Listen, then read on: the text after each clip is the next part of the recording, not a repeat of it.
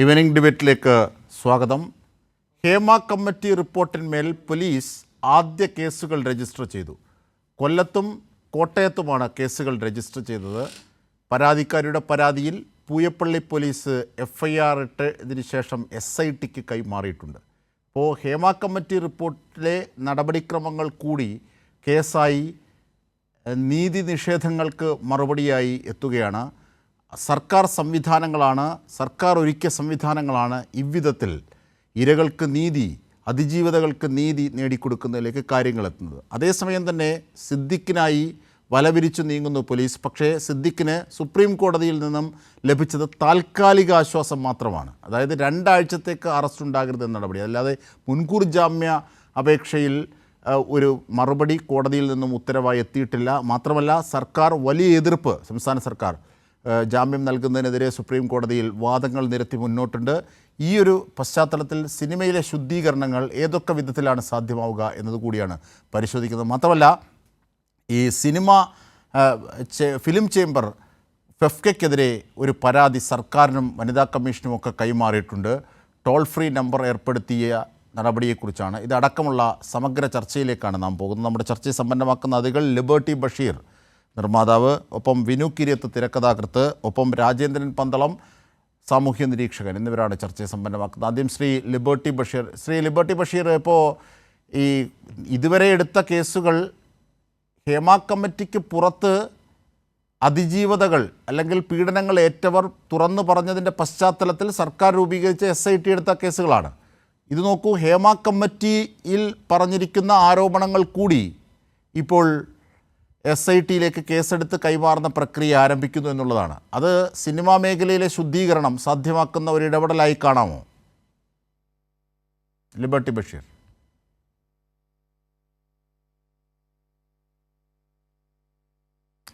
തിരിച്ച് ഞാൻ വിനു കിരിയത്തിലേക്ക് വരികയാണ്. ലിബർട്ടി ബഷീറിലേക്ക് എത്താം.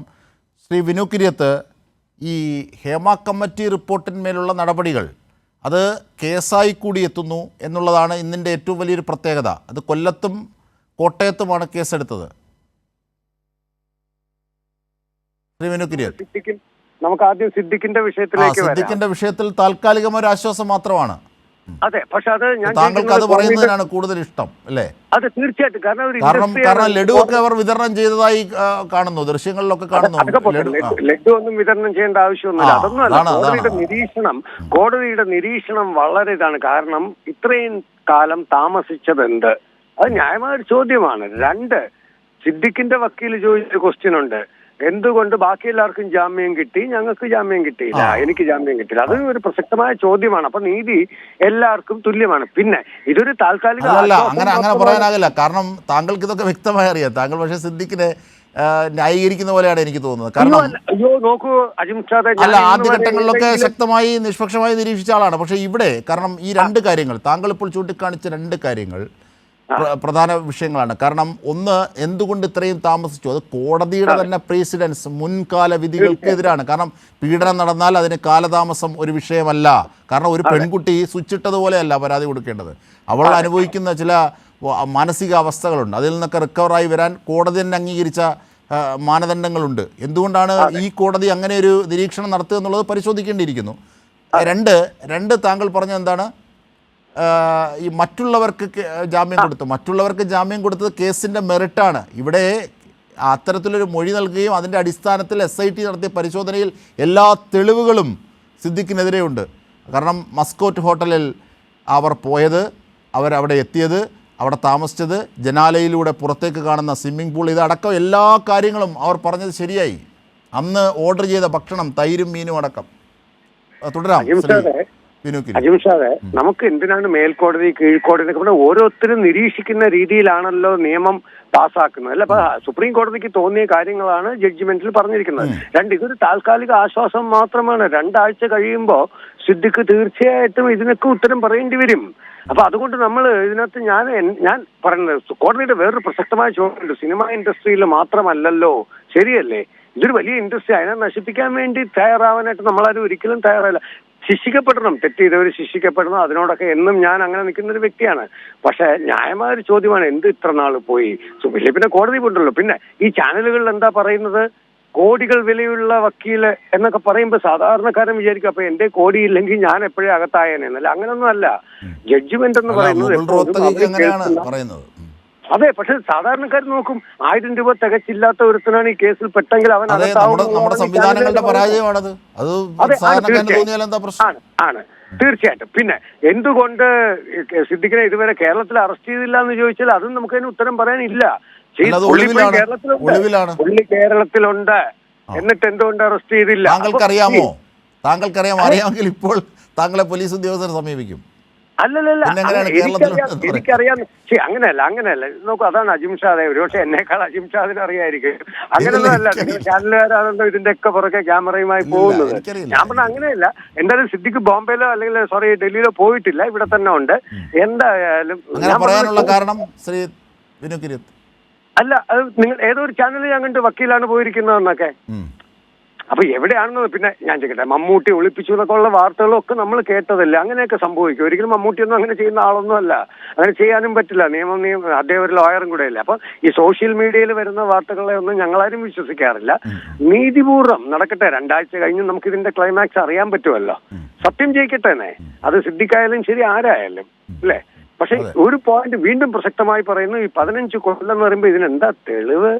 ഒരു തെളിവ് വേണ്ട. ചുമ്മാ ആർക്കും ആരെയും പറയാനുള്ളൊരു അവസ്ഥയിലേക്ക് എത്തും അങ്ങനെ വരുമ്പോൾ. അതുകൊണ്ട് സുപ്രീം കോടതിയുടെ വിധി ആ ഒരു കാര്യത്തിൽ രാഷ്ട്രീയപരമായിട്ടല്ല, ഞാൻ ഒരിക്കലും സിദ്ദിഖ് വിചാരിക്കുന്ന രാഷ്ട്രീയ പാർട്ടിക്കാരനല്ല. പക്ഷെ ഞാൻ ഇവിടെ ഇപ്പൊ സിദ്ദിഖിനോട് നിൽക്കുന്നത് വളരെ ജെന്യുവൻ. കാരണം ഒരു ഇൻഡസ്ട്രിയെ തകർക്കാൻ പാടില്ല. അതാണ് കോടതി വെച്ചത്. ഇത് ഇവിടെ ഇല്ലല്ലോ. എല്ലാ സർക്കാർ ഓഫീസിലും ഉണ്ട്, കോളേജുകളിലും ഉണ്ട്, സ്കൂളുകൾ, ഇത് എല്ലായിടത്തും നടക്കുന്നുണ്ടല്ലോ. എല്ലായിടത്തും തെറ്റുകൾ നടക്കുന്നു എന്നത് ഒരു തെറ്റിനും ന്യായീകരണമല്ല. ശ്രീ വിനു കിരിയത്ത്, ശ്രീ വിനു കിരിയത്ത്, ഞാൻ തിരിച്ചെത്താം. ഇപ്പോൾ ലിബർട്ടി ബഷീർ കൂടി നമ്മുടെ ചർച്ചയിൽ നമ്മോടൊപ്പം ചേരുകയാണ്.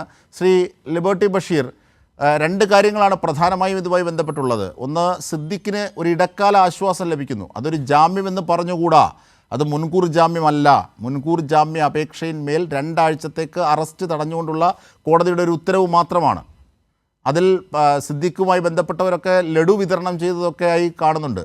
അത്തരം രീതിയിലാണോ ഇത് കാണേണ്ടത് എന്നതുകൂടി താങ്കളുടെ നിരീക്ഷണത്തിൽ ഉൾപ്പെടുത്താം. അതെ, തീർച്ചയായിട്ടും സിദ്ദിഖിന്റെ ഫാൻസുകാർ ലഡു വിതരണം ചെയ്തിട്ടുണ്ടാവും. അത് നമുക്ക് ചർച്ച ചെയ്യേണ്ട ആവശ്യമില്ല. അത് അവര് ലഡു വിതരണം ചെയ്യുകയോ പായസം കൊടുക്കുകയോ ചെയ്തോട്ടെ. പക്ഷെ ഒരു കാര്യം ഞാൻ ചോദിക്കട്ടെ, കാരണം ഈ തിരുവനന്തപുരം പോലത്തെ ഒരു ഹോട്ടലിന്റെ മസ്കറ്റ് ഹോട്ടലിൽ വെച്ചിട്ട് ഈ പെണ്ണിനെ ചെയ്യുന്ന പറഞ്ഞാൽ എവിടെ ന്യായീകരിക്കാൻ പറ്റുന്നത്? ആകെയുള്ള തെളിവ് ജനൽ തുറന്നാൽ പിന്നെ സ്വിമ്മിംഗ് പൂള് കാണുന്നുണ്ട് തെളിവാണ് അവിടെ പ്രധാനമായിട്ട് കൊടുത്തത്. അവർ ഒന്നിച്ചിട്ട് ആ റൂമിൽ പോയി നിന്നത് സത്യമാണ്, ഒന്നിച്ച് പടം കണ്ടുന്നത് സത്യമാണ്, ഒന്നിച്ച് ഭക്ഷണം കഴിച്ചത് സത്യമാണ്. ഈ ബലാത്സംഗം ചെയ്ത് ഞാൻ ഒരു 8 മിനിറ്റ് എനിക്ക് തരണം. ബലാത്സംഗം ചെയ്ത സമയത്ത് ഒരു ബഹളം കൂട്ടിയില്ലെങ്കിൽ മസ്കറ്റ് ഹോട്ടലിനെ പറ്റി ഒരു സെക്യൂരിറ്റിയിലെ ഹോട്ടലിൽ ഒന്ന് ഒറ്റ വെച്ചാൽ ആൾക്കാർ വാതിൽ തച്ചു പൊളിച്ച് ആത്ത് കയറില്ലേ? ഇവിടെ നിശബ്ദമായി ഇരുന്നിട്ട് 8 വർഷത്തിന് ശേഷം ഇപ്പൊ ഏമാ കമ്മിറ്റി റിപ്പോർട്ട് വന്ന ശേഷം ഒരു കംപ്ലൈന്റ് കൊടുക്കാന്ന് പറഞ്ഞാൽ ഒരിക്കലും എനിക്ക് ന്യായീകരിക്കാൻ തോന്നില്ല. അത് ശരിയല്ല ശ്രീ ലിബർട്ടി ബഷീർ. കാരണം ഒന്ന് നിലവിളിച്ചിരുന്നുവെങ്കിൽ എന്നൊക്കെ പറയുന്നത് ഒരു പുരുഷ കേന്ദ്രീകൃതമായ അഹങ്കാരം താങ്കളിൽ അടക്കം ഉള്ളതുകൊണ്ട് താങ്കൾക്ക് തോന്നുന്നതാണ്. കാരണം ക്ലോസ്ഡ് ആയ മുറിയാണ്. കാരണം ഈ കുട്ടിയുടെ അല്ലെങ്കിൽ ഈ അതിജീവതയുടെ ഇതിന് പീഡനത്തിന് ഇരയായ പെൺകുട്ടിയുടെ പറഞ്ഞ എല്ലാ കാര്യങ്ങളും SIT പരിശോധിച്ചു. മസ്കറ്റ് ഹോട്ടലിൽ പോയി അവിടുത്തെ രജിസ്റ്റർ എടുത്തു. അവിടുത്തെ രജിസ്റ്ററിൽ സന്ദർശകയായി ആ പെൺകുട്ടി എത്തിയിട്ടുണ്ട്. മാത്രമല്ല അന്ന് സിദ്ദിഖ് അവിടെ താമസിച്ചിരുന്നു. അതുമാത്രമല്ല ഈ പെൺകുട്ടി പറഞ്ഞ ഭക്ഷണം തൈരും മീനും അടക്കമാണ് ഓർഡർ ചെയ്തിരിക്കുന്നത് മീൽസിനൊപ്പം. പിന്നീട് അത് മാത്രമല്ല ഈ റൂമിൽ വെച്ച് പീഡനവും ഭീഷണിയും നടത്തിയ ഘട്ടത്തിൽ ജനാലയിലൂടെ പുറത്തേക്ക് കണ്ട കാഴ്ച, ആ റൂമിൽ നിന്ന് പുറത്തേക്ക് കാണുന്ന കാഴ്ചയും സ്വിമ്മിംഗ് പൂളാണ്. അപ്പോൾ ഇതൊക്കെ ആ കുട്ടി പറഞ്ഞ രേഖകളൊക്കെ ശേഖരിച്ചു. ഇത് മാത്രമല്ല പലതും അന്നത്തെ സിദ്ദിഖിൻ്റെ, ശ്രീ ലിബർട്ടി ബഷീർ, ഞാനൊന്ന് പറഞ്ഞ് കംപ്ലീറ്റ് ചെയ്തിട്ട്, അതായത് അന്നത്തെ സിനിമാ സെറ്റിൽ അന്ന് സിദ്ദിഖ് അഭിനയിച്ചുകൊണ്ടിരുന്ന ആ പടത്തിലെ പലരെയും കാണുകയും അവരോടൊക്കെയുള്ള സിദ്ദിഖിൻ്റെ സമീപനം അടക്കം വളരെ സൂക്ഷ്മമായി ഈ അന്വേഷണ സംഘം ശേഖരിച്ചു. ശ്രീ ലിബർട്ടി ബഷീർ, ഞാൻ ചോദിക്കുന്ന ഒറ്റ കാര്യം അവരുടെ മൊഴിയിൽ തന്നെ, അവരുടെ മൊഴിയിൽ ഞാൻ വായിച്ച പത്രത്തിൽ വായിച്ചത് അവരുടെ കൂടെ പോകുന്നുണ്ട് അച്ഛനും അമ്മയും സഹോദരന്മാരുടെ ഹോട്ടലുണ്ട് എന്ന് അവരെ കൊണ്ടാക്കി അവരാണെന്നുള്ളത് വരെ ഞാൻ പത്രത്തിൽ വായിച്ചാന്ന്. അതിലപ്പുറം എനിക്കറിയില്ലട്ടാ. ഇത്രത്തോളം വന്ന ഒരു പെൺകുട്ടിയെ ആ ഒരു മസ്കറ്റ് കൊടുത്തിട്ട് കയറി പിടിച്ചിട്ട് ബലാത്സംഗം ചെയ്തു എന്ന് പറഞ്ഞാൽ എനിക്കൊരിക്കലും വിശ്വസിക്കാൻ പറ്റില്ല. കാരണം ഞാൻ എത്ര കൊല്ലമായിട്ട് സിനിമ ഫീൽഡിലുള്ള വ്യക്തിയാണ്. അങ്ങനെ സിദ്ദീഖിനെ പോലത്തെ ഒരാൾ ബലാത്സംഗം ചെയ്തിട്ട് ഒരു ബലാത്സംഗം ചെയ്യുന്നത് ഒരിക്കലും 100% അങ്ങനെ ആരും അല്ല, അത് അന്വേഷണ സംഘവും കോടതിയും ഒക്കെ നിശ്ചയിക്കേണ്ട കാര്യമാണ്. നമ്മൾ അതിന്റെ പശ്ചാത്തലങ്ങൾ മാത്രമേ പരിശോധിക്കാൻ നമുക്കാവുകയുള്ളൂ. ശ്രീ ലിബർട്ടി ബഷീർ, ഒരു കാര്യം കൂടി, ഈ ഫിലിം ചേംബർ കോടതി പരിശോധിക്കേണ്ട കാര്യമാണ്. അല്ല, ഫിലിം ചേംബർ കോടതി നോക്കേണ്ട കാര്യമാണ്. അതെ, തീർച്ചയായും. അതിലുപരി ഹേമ കമ്മീഷൻ റിപ്പോർട്ട് ഈ ഒരു കാര്യം അതിന്റെ ദുരുപയോഗം ചെയ്തിട്ടുണ്ടോ പരിശോധിക്കണം. നിങ്ങളുടെ ഗവൺമെന്റ് പരിശോധിക്കേണ്ട കാര്യമാണ്. ഹേമ കമ്മീഷൻ റിപ്പോർട്ട് വെച്ചിട്ട് അത് SIT പരിശോധിക്കും. ദുരുപയോഗം ഏതെങ്കിലും തരത്തിൽ നടന്നിട്ടുണ്ടോ എന്നുള്ളത് SIT പരിശോധിക്കും. ഇപ്പോൾ ഈ ഹേമ കമ്മിറ്റി റിപ്പോർട്ടിന്മേൽ ഉള്ള നടപടികൾ കൂടി തുടങ്ങുന്നു എന്നത് കോട്ടയത്തും കൊല്ലത്തും. ഞാൻ അതാണ് ആദ്യ ചോദ്യത്തിലേക്ക് താങ്കളിലേക്ക് എത്തിയത്. പക്ഷേ അത് താങ്കൾ അപ്പോൾ സാങ്കേതികമായ ചില തടസ്സങ്ങൾ. അപ്പോൾ സ്വാഭാവികമായും അതിൻ്റെ കൂടി പ്രതികരണം താങ്കളിൽ നിന്ന് ആരായേണ്ടതുണ്ട്. അതിനു മുമ്പ് ഞാനത് അടുത്ത റൗണ്ടിലേക്ക് വരാം. അതിനു മുമ്പ് ഈ ഫിലിം ചേംബർ ഫെഫ്കയ്ക്കെതിരെ ഒരു പരാതി സംസ്ഥാന സർക്കാരിനും ഒപ്പം വനിതാ കമ്മീഷൻ നൽകിയ ടോൾ ഫ്രീ നമ്പർ ഏർപ്പെടുത്തിയ നടപടിയിൽ തീർച്ചയായിട്ടും അത് എപ്പോഴും ഈ ഫെഫ്ക ഈ മലയാള ഇൻഡസ്ട്രി മൊത്തം ഭരിക്കുന്നതിലുള്ള ധാരണ ഫെഫ്കയുള്ള എല്ലാ അധികാരങ്ങളും ഫെഫ്കയിലൂടെ വേണമെന്നുള്ള അവരുടെ ചിന്താഗതി. ഒരു IC തീരുമാനിച്ചു കഴിഞ്ഞാൽ അതിന്റെ പൂർണ്ണ അധികാരം ചേംബറിനാണ്. ചേംബർ പ്രസിഡന്റാണ്, അതാത് ചേംബർ പ്രസിഡന്റാണ് അതിന്റെ കൺവീനർ. അപ്പൊ ടോൾ ഫീ കൊടുക്കേണ്ടത് ചേംബറിന്റെ നമ്പറാണ്, ഫെഫ്കയുടെ നമ്പറല്ല. ഫെഫ്ക അതിലൊരു അംഗം മാത്രമേ ഉള്ളൂ. അത് ഫെഫ്ക ഒരു അധികാരം കാണിക്കുന്നതാണ്. തീർച്ചയായിട്ടും ടോൾ ഫ്രീ നമ്പർ ഏർപ്പെടുത്തുന്നത് ഏതെങ്കിലും തരത്തിലുള്ള അട്ടിമറി സ്വഭാവം ഉണ്ടോ? അതിൽ അട്ടിമറിയുടെ കൺട്രോൾ അവരുടെ കയ്യിൽ വേണമെന്നുള്ള നടക്ക് എല്ലാ കൺട്രോളും അവരുടെ കയ്യിൽ വേണം. അത് തീരുമാനിക്കുന്നവർ മലയാള ഇൻഡസ്ട്രി പോകണമെന്ന് ഈ വി ഉണ്ണികൃഷ്ണന്റെ ധാരണ. അതാണ് ടോൾ ഫ്രീ ആ നമ്പർ കൊടുക്കേണ്ട ആവശ്യം. ടോൾ ഫ്രീ നമ്പർ കൊടുക്കേണ്ടത് ചേംബറിന്റെ അല്ലേ, ചേംബർ പ്രസിഡന്റ് അല്ലേ അതിന്റെ കൺവീനർ. അല്ല, അത് മാത്രമല്ല, ഈ ഇത്തരത്തിലുള്ള പരാതികൾ ഉണ്ട് എങ്കിൽ അത് ടോൾ ഫ്രീ നമ്പറിൽ വിളിക്കുക എന്ന് പറയുന്നതിൽ ഒരു നിയമവിരുദ്ധതയുണ്ട്. കാരണം ICC ഈ ഇന്റേണൽ കമ്മിറ്റി ഉണ്ട്, അത് പ്രത്യേക നിർദ്ദേശപ്രകാരം രൂപപ്പെടുത്തിയതാണ്. അതിലേക്ക് സമീപിക്കുന്നതിന് പകരം ഫെഫ്കയിലേക്ക് ഈ ടോൾ ഫ്രീ നമ്പറിലൂടെ വിളിച്ചാൽ ഈ ഇരകളെ ഐഡന്റിഫൈ ചെയ്യാൻ പറ്റും, അവരെ ഭീഷണിപ്പെടുത്താം, അല്ലെങ്കിൽ അവരെ സ്വാധീനിക്കാം. ഇത്തരത്തിലുള്ള പല ഇടപെടലുകളുണ്ട്. അപ്പോൾ നിയമവിരുദ്ധമാണെന്ന് കൂടി ചൂണ്ടിക്കാണിക്കുന്നുണ്ട് ഫിലിം ചേംബർ ഈ ഫെഫ്കയുടെ നടപടി. തീർച്ചയായും നിയമവിരുദ്ധതയാണ്, 100% നിയമവിരുദ്ധത തന്നെയാണ്. അത് ഞാൻ നേരത്തെ പറഞ്ഞ വീണ്ടും റിപ്പീറ്റ് ചെയ്താണ്. അത് മലയാള ഇൻഡസ്ട്രീന്റെ എല്ലാ അധികാരങ്ങളും ഫെഫ്കന്ന് വെട്ടി തീർക്കാൻ പറ്റും. എവിടെങ്കിലും എന്തെങ്കിലും സംഭവിച്ചാൽ അത് ഫെഫ്കയോട് അറിയണം എന്ന് പറഞ്ഞാൽ അത് അധികാര ദുര്യോഗം തന്നെയാണ്. തീർച്ചയായും ഞാൻ തിരിച്ചെത്താം. ശ്രീ ലിബർട്ടി ബഷീർ. രാജേന്ദ്രൻ പന്തളം, മുതിർന്ന മാധ്യമപ്രവർത്തകനും സാമൂഹ്യ നിരീക്ഷകനും. ശ്രീ രാജേന്ദ്രൻ പന്തളം, ഇപ്പോൾ 2-3 കാര്യങ്ങളാണ് സിനിമയുമായി ബന്ധപ്പെട്ട ഇപ്പോഴത്തെ ശുദ്ധീകരണ പ്രക്രിയയിൽ എത്തി നിൽക്കുന്നത്. ഒന്ന്, ഈ സിദ്ദീഖിനെതിരായ നടപടികൾ പുരോഗമിക്കുകയാണ് എന്നുള്ളത്. കോടതിയിൽ അതിന് ഇന്നിപ്പോൾ സുപ്രീം കോടതിയിൽ ലഭിച്ചത് താൽക്കാലികമായൊരു ആശ്വാസമാണ്. സിദ്ദീഖിനെ സംബന്ധിച്ച ആശ്വാസം, നമ്മളെ സംബന്ധിച്ചല്ല, സിദ്ദീഖിനെ സംബന്ധിച്ചൊരു ചെറിയ ആശ്വാസം. കാരണം ഈ 2 ആഴ്ചത്തേക്ക് അറസ്റ്റ് ചെയ്യരുത് എന്നാണ് കോടതി പറഞ്ഞിരിക്കുന്നത്. സ്വാഭാവികമായും അത് എങ്ങനെ രൂപപ്പെട്ടു എന്നതിനെയൊക്കെ സംബന്ധിച്ച് നമുക്ക് ചർച്ച ചെയ്യേണ്ടതുണ്ട് നിയമവിദഗ്ധരുടെ ഒക്കെ പശ്ചാത്തലത്തിൽ. പക്ഷേ മുൻകാലങ്ങളിൽ ഉള്ള പല വിധത്തിലുമുള്ള കേസുകളുണ്ട്, അതിൻ്റെ പ്രീസിഡൻസ് ഉണ്ട്, എന്താണ് മുൻകാലത്തെ വിധികൾ. അതൊക്കെ ഈ പെൺകുട്ടിയുടെ പരാതി പറച്ചിലെ കാലതാമസം ഒരു വിഷയമായി വരുന്നില്ല. കാരണം ഒരു പെൺകുട്ടി ഒരു ട്രോമയിലായിരിക്കും, ഇത് പീഡനം കഴിഞ്ഞതിന് ശേഷം അത് അതിജീവിച്ച് അതിനുള്ള ധൈര്യം സംഭരിച്ചൊക്കെ പരാതി നൽകാൻ സമയമെടുക്കാം, അത് പ്രശ്നമല്ല. പക്ഷേ ഇവിടെ അത് പറഞ്ഞിട്ടാണ് 2 ആഴ്ചത്തെ ഒരു ഇളവ് നൽകിയത്. പക്ഷേ മുൻകൂർ ജാമ്യാപേക്ഷയിൽ ഒരു വിധി വന്നിട്ടില്ല എന്നുള്ളതാണ് ഒരു പ്രത്യേകത. അതിന് നിദാനമായത് SIT അടക്കം, സർക്കാർ ഏർപ്പെടുത്തിയ SITയുടെ സംവിധാനങ്ങളടക്കം ശേഖരിച്ച തെളിവുകളൊക്കെയാണ്. അതാണ് ഹൈക്കോടതിയിലും സിദ്ദീഖിന് തിരിച്ചടിയായത്. ഇപ്പോൾ ഹേമ കമ്മിറ്റി റിപ്പോർട്ടിലും അതിനുള്ളിലും ഇരകളാക്കപ്പെട്ടവർക്ക് നീതി ലഭിക്കുന്ന പ്രക്രിയ ആരംഭിക്കുന്നു. കൊല്ലത്തും കോട്ടയത്തും കേസുകളെടുത്തു. രാജേന്ദ്രൻ പന്തളം. അതെ, ഇപ്പോ ഞാൻ നിൽക്കുന്നത് മന്ത്രി R ബിന്ദു അല്പം മുമ്പ് പറഞ്ഞ അതിനോടൊപ്പം തന്നെ. അതായത് കാലതാമസം ഈ അതിജീവിതയ്ക്ക് നീതി ലഭിക്കുന്നതിന് ഒരു തടസ്സമായി കൂടാ. അത് തന്നെയാണ് ഇന്ത്യൻ ശിക്ഷാ നിയമത്തിന്റെ സ്പിരിറ്റ്. ഇപ്പൊ ഇവിടെ ലിബർട്ടി ബഷീർ പറയുന്നത് ഇത് വളരെ മുമ്പ് നടന്നതാണ്, വളരെ നിസ്സാരമായിട്ട് കൈകാര്യം ചെയ്യുക, അങ്ങനെ ചെയ്യേണ്ട ഒരു വിഷയമല്ല ഇത്. ഇത് വളരെ കടുത്ത ശിക്ഷ കിട്ടേണ്ട ഒരു കുറ്റമാണ് ചെയ്തിരിക്കുന്നത്. അദ്ദേഹം കുറ്റവാളി അല്ലായിരിക്കാം, പക്ഷെ പ്രതിയാണ്. കോടതി ഇപ്പൊ സുപ്രീം കോടതി പറഞ്ഞത് എന്താ? അദ്ദേഹത്തിന് ആശ്വാസമാകുന്നില്ല. സുപ്രീം കോടതി പറഞ്ഞത് അദ്ദേഹം ഈ കേസിനോട് സഹകരിക്കണമെന്നാണ്. കഴിഞ്ഞ ഒരാഴ്ച അദ്ദേഹം എന്താ ചെയ്തത്? കേസിനോട് നിസ്സഹകരിച്ചുകൊണ്ട് പോലീസ്, കേരള ഗവൺമെന്റ് പ്രത്യേകം ഏർപ്പെടുത്തിയിരുന്ന പ്രത്യേക അന്വേഷണ സംഘത്തിൽ നിന്ന് വഴുതി മാറുകയാണ് ചെയ്തത്. കൊച്ചിയിലെ പ്രമുഖരായ വ്യക്തികൾ അദ്ദേഹത്തെ പിന്തുണച്ചു. ആ പിന്തുണയുടെ ഒരു VIP എന്നുള്ള ആ ആനുകൂല്യം ആസ്വദിച്ചുകൊണ്ട് അദ്ദേഹം പോലീസിനെ വെട്ടിച്ചു നടക്കുകയായിരുന്നു. ഈ നിയമ സംവിധാനത്തെ വെട്ടിച്ച് ഒരാഴ്ചക്കാലം നടക്കുകയായിരുന്നു. ഇതൊന്നും സുപ്രീം കോടതി പരിഗണിച്ചിട്ടില്ല. അതുപോലെ തന്നെ ഹൈക്കോടതി ഹേമ കമ്മിറ്റി റിപ്പോർട്ടിന്റെ പ്രസക്ത ഭാഗങ്ങൾ പരിശോധിച്ച ശേഷമാണ് ഇദ്ദേഹം ജാമ്യത്തിന് അർഹനല്ല എന്നുള്ള ഒരു തീരുമാനത്തിലെത്തിയത്, വിധിയിലെത്തിയത്. ആ ജാമ്യത്തിന് അർഹനല്ല എന്നുള്ള വിധിയിലേക്ക് നയിക്കുന്ന ഈ ഫാക്ട്സ് ഒന്നും ഇപ്പൊ സുപ്രീം കോടതി പരിഗണിച്ചിട്ടില്ല. അവർ കോടതി വന്നു, ഒരാൾ അറസ്റ്റ് ചെയ്യാൻ പാടില്ല, എനിക്ക് അതിൽ നിന്ന് വിടുതരണം എന്ന് പ്രതിയായ ആൾ ആവശ്യപ്പെട്ടപ്പോ അതങ്ങ് അനുവദിച്ചു കൊടുക്കുകയാണ്. കേസിന്റെ മെറിറ്റ്സിലേക്കൊന്നും കടന്നിട്ടില്ല. അത് 2 ആഴ്ച കഴിയുമ്പോഴുള്ള ഹർജി പരിശോധിക്കപ്പെടായിരിക്കും പുറത്തു വരുന്നത്. എന്തായാലും കേസിനോട് സഹകരിക്കണമെന്ന് പറഞ്ഞിട്ടുണ്ട്. SITക്ക് അദ്ദേഹത്തെ ചോദ്യം ചെയ്യാം, പറഞ്ഞ പോലെ ലൈംഗിക ശേഷി പരിശോധിക്കാം, ബാക്കി എല്ലാവരുടെയും തെളിവുണ്ട്. മാസ്കറ്റ് ഹോട്ടലിൽ പറഞ്ഞ ദിവസം തന്നെ പോയതിനും അതിന്റെ സാഹചര്യ തെളിവുകളെല്ലാം അവർ സംഘടിപ്പിച്ച് വെച്ച ശേഷമാണ് ഈ ജാമ്യം ഈ പ്രതിക്ക് കൊടുക്കുന്നതിനെ പോയിട്ടുള്ളൂ.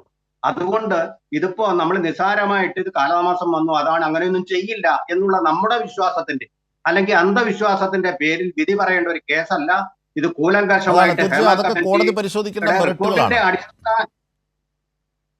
ഈ ഹേമ കമ്മിറ്റിയുടെ റിപ്പോർട്ടിനെ തുടർന്ന് കിട്ടിയ ഒരു സപ്പോർട്ടിംഗ് സിസ്റ്റത്തിന്റെ ധൈര്യത്തിൽ പെൺകുട്ടി പറഞ്ഞതാണ്. അല്ലെങ്കിൽ ഇങ്ങനെ സ്വാധീനമുള്ള ഒരാൾക്ക് ആ കുട്ടിയുടെ ജീവന് തന്നെ ഭീഷണിയാവാൻ കഴിയും. എത്ര സ്വാധീനത്തിലാണ് ഇത്ര പോലീസുകാർ അന്വേഷിച്ചിട്ടും അദ്ദേഹം വിദഗ്ധമായിട്ട് തെന്നി മാറിയത്. കേരളത്തിൽ തന്നെ ഉണ്ടായിരുന്നു, കൊച്ചിയിൽ തന്നെ ഒളിച്ചിരുന്നു. അതല്ലേ പൊതുജനങ്ങളിൽ എത്രയധികം ആരാധകരുള്ള ഒരു നടനാണ് അദ്ദേഹം. ആ ഒരു ആരാധകൻ കേരളത്തിലെ ജനങ്ങളോട് ഇങ്ങനെയാണോ കാണിക്കേണ്ടത്?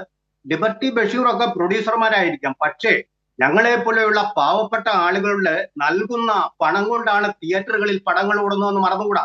ആ ജനങ്ങളോട് ചെയ്ത അതിജീവിതയ്ക്ക് കിട്ടേണ്ട നീതിയോട് ചെയ്ത ഒരു വഞ്ചനയാണ് അദ്ദേഹം കാണിച്ചത്. അദ്ദേഹം കുറ്റവാളി അല്ലെങ്കിൽ പിന്നെ എന്തിനീ വഞ്ചന കാണിച്ചു? നേരിട്ട് പോലീസിൽ ഹാജരായി, ഇതാ നിങ്ങൾ അന്വേഷിച്ചോളൂ, ഞാൻ നിരപരാധിയാണെന്ന് പറയാമായിരുന്നല്ലോ ആർജവത്തോടു കൂടി. ആ ആർജവം എവിടെ പോയി? മലയാള സിനിമാ പ്രേമികളോട് കാണിക്കുന്ന ഒരു നിഷേധ മനോഭാവവും അവരുടെ അതിജീവിതയോട് കാണിക്കുന്ന വീണ്ടും രണ്ടാമത് കാണിക്കുന്ന ഒരു വഞ്ചനയുമാണെന്ന് അദ്ദേഹത്തിന്റെ ആരാധകർ തന്നെ സംശയിച്ചു പോയി. എനിക്ക് വളരെ ഇഷ്ടമുള്ള ഒരു നടനായിരുന്നു. പക്ഷെ ഇക്കാര്യത്തിൽ അദ്ദേഹത്തിന്റെ പെരുമാറ്റം, അദ്ദേഹത്തിന് വലിയ പണവും സ്വാധീനവും ഒക്കെ ഉള്ളതുകൊണ്ട് വലിയ വക്കീലന്മാരെയൊക്കെ വിളിച്ചിട്ട് ഈ കേസിൽ നിന്ന് വിടുതൽ മാറാം. പക്ഷെ ജനങ്ങളുടെ മനസ്സിൽ ഇനി അദ്ദേഹത്തെ കുറിച്ചുള്ള വിശ്വാസത്തിന് ഒരു മാറ്റം വരണമെങ്കിൽ അന്തിമ വിധി വരണം. അത് ശരിയാണ് ലിബർട്ടി ബഷീർ. അതായത് അന്വേഷണങ്ങളുമായി സഹകരിക്കുമെന്ന ഉറപ്പായിരുന്നു ഒരു കലാകാരൻ എന്ന നിലയിൽ സിദ്ദിഖിന് മേലുണ്ടായിരുന്നത്. പക്ഷെ അത് പോയില്ലേ ഒളിവിൽ പോയതോടുകൂടി. ഇത്രയും ദിവസം എല്ലാ വീടും 3 വീടും പൂട്ടി. ലിബർട്ടി ബഷീർ തീർച്ചയായിട്ടും ഒരു കാര്യം മനസ്സിലാക്കുന്നത്, ഏതൊരു ഒരു പ്രതിയായാലും ആരായാലും ഒരു പോലീസ് അന്വേഷണം വന്നു കഴിഞ്ഞാൽ മാറി നിൽക്കുന്ന നല്ലത് ഒരു ഇന്നത്തെ കാലത്ത് എല്ലാ കാലത്തും കാലാകാലങ്ങളിലും രാഷ്ട്രീയക്കാരായാലും സിനിമാക്കാരായാലും മത നേതാക്കന്മാരായാലും ഒരു പോലീസ് അന്വേഷണം വന്നാലും ഒരു കേസ് വന്നാലും അതാത് ഹൈക്കോടതിയോ അല്ലെങ്കിൽ സെഷൻസ് കോടതിയോ സുപ്രീം കോടതിയോ വിധി വരുന്നവരെ മാറി നിൽക്കാന്നുള്ള ഒരു നിയമമാണ് അവർക്ക് അർഹതപ്പെട്ട അധികാരപ്പെട്ടതെന്ന് അവർക്ക് അർഹതപ്പെട്ടത് മാറി നിൽക്കുക എന്നുള്ളത്. അതിന് ഒളിവിൽ പോകാനുള്ള അർത്ഥമല്ല. അവർക്ക് നീതി കിട്ടുന്നവരെ അതിൽ ജാമ്യ ഹർജി ഹൈക്കോടതിയും സുപ്രീം കോടതിയും സെഷൻസ് കോടതിയും വെച്ചിട്ട് ഞങ്ങൾ സുപ്രീം കോടതിയൊന്നും ആവശ്യമില്ലല്ലോ. നേരിട്ട് പോലീസ് സ്റ്റേഷനിൽ ഇപ്പൊ രാജേന്ദ്രൻ പറഞ്ഞ പോലെ നേരിട്ട് പോലീസ് സ്റ്റേഷനിൽ പോയിട്ട് ഞാൻ നിരപരാധിയെന്ന് പറഞ്ഞിട്ടാ പോലെ. അതൊന്നല്ല, അതെല്ലാം മനുഷ്യ സഹിതമാണ്. ഒരു കേസ് പെട്ട് കഴിഞ്ഞാൽ മാറി നിൽക്കുക, മാക്സിമം ജാമ്യം കിട്ടും നോക്കുക. അത് കിട്ടിയില്ലെങ്കിൽ പോയി സറണ്ടർ ചെയ്യുക, അത്രേ ഉള്ളൂ. ഇത് സുപ്രീം കോടതി കിട്ടിയിട്ടില്ലെങ്കിൽ നാളെ പോയിട്ട് പോലീസ് സ്റ്റേഷൻ സറണ്ടർ ചെയ്യും, ജയിലിൽ പോകും. അതെല്ലാം സഹിക്കാൻ മതിയാവും. ഒരു പെൺകുട്ടി ഞാൻ ചോദിക്കട്ടെ രാജേന്ദ്രൻ, 8 വർഷം മുമ്പേ നടന്ന സംഭവം ഈ 7 വർഷം മുമ്പേ അന്ന് ഹേമ കമ്മിറ്റി ലോകോട്ടക്ക് വിളിച്ച കംപ്ലൈന്റ് പറയാൻ വേണ്ടിട്ട് ആ കുട്ടിക്ക് എന്തുകൊണ്ട് ഹേമ കമ്മീഷൻ പോയിട്ട് ഒരു കംപ്ലൈന്റ് പറഞ്ഞില്ല? ഇപ്പൊ ഹേമ കമ്മീഷൻ കഴിഞ്ഞ് പിന്നെ 7 വർഷം കഴിഞ്ഞിട്ട് ഒരു കംപ്ലൈന്റ് കൊടുത്തത് ഇതേ കംപ്ലൈന്റ് ഹേമ കമ്മീഷന് കൊടുക്കാനൊക്കെ പറ്റി. അവര് അന്ന് എല്ലാവരെയും പത്രത്തിലൂടെയും വാട്സപ്പിലൂടെയും അറിയിച്ചിട്ടുണ്ടോ? ആർക്കെങ്കിലും എന്തെങ്കിലും പറയാണ്ടെങ്കിൽ ഒന്ന് പറയാതെ അന്ന് ഈ കുട്ടി അവിടെ പോയി പുറം ലോകം നാട്ടിലുണ്ടായിട്ടില്ലേ? അതൊന്നും അർത്ഥം ഇതെല്ലാം ഒരു തീർച്ചയായും ഞാൻ തിരിച്ചെത്താം. അതിന് രാജേന്ദ്രൻ പന്തളം മുതിർന്ന മാധ്യമ മറുപടി പറയും. തീർച്ചയായും ശ്രീ രാജേന്ദ്രൻ പന്തളം, ലിബർട്ടി ബഷീർ ഉന്നയിച്ച ആരോപണങ്ങൾ താങ്കളും കേട്ടിരിക്കും. അപ്പോൾ ഇത്തരത്തിൽ ഇതിൻ്റെ ഹിറ്റ് ആൻഡ് ബിറ്റ് നോക്കേണ്ട ഒരു ഘട്ടമാണോ ഇത്? അത് മാത്രമല്ല, അത് പരാതി പറഞ്ഞ പെൺകുട്ടിയോട് അല്ലെങ്കിൽ ആ അതിജീവതയോട് കാണിക്കുന്ന ഒരു ക്രൂരത കൂടിയാണ്. അതൊരു പക്ഷേ ലിബർട്ടി ബഷീർ ഉദ്ദേശിക്കുന്നില്ലായിരിക്കാം. ലിബർട്ടി ബഷീർ അദ്ദേഹത്തിൻ്റെ പക്ഷത്തുള്ള സിദ്ദീഖിൻ്റെ ഭാഗത്ത് നീതി ഉയർത്തിപ്പിടിക്കായിരിക്കും. പക്ഷേ അതിന് മറ്റൊരു വശമുണ്ട് അല്ലേ?